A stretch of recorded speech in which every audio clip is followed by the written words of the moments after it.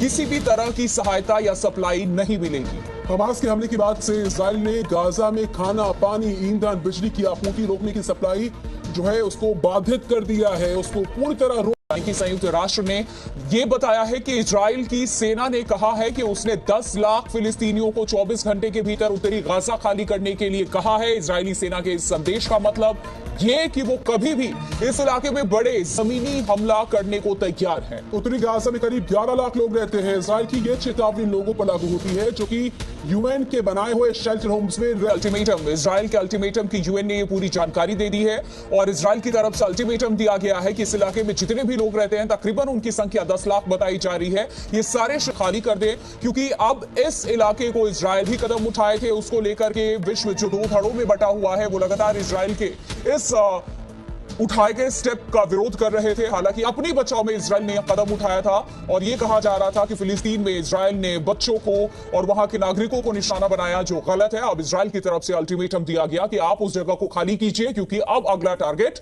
वो जारी है। इजरायली बंधकों को नहीं छोड़ते हैं तब तक गाजा को किसी भी तरह की सहायता या सप्लाई नहीं मिलेगी। हमास के हमले के बाद से इजराइल ने गाजा में खाना, पानी, ईंधन, बिजली की सप्लाई को रोकने की बात कही है। तो इजराइल के ऊर्जा मंत्री इजराइल कार्ड्स ने सोशल मीडिया पर यह कहा कि जब तक इजरायली बंधकों को रिहा नहीं किया जाएगा तब तक बिजली का एक भी स्विच और पानी का नल चालू नहीं किया जाएगा इजराइल की तरफ से। इसके साथ ही ईंधन का एक भी ट्रक प्रवेश नहीं कर पाएगा, बॉर्डर क्रॉस नहीं करेगा, तो गाजा में ट्रक की एंट्री नहीं हो पाएगी।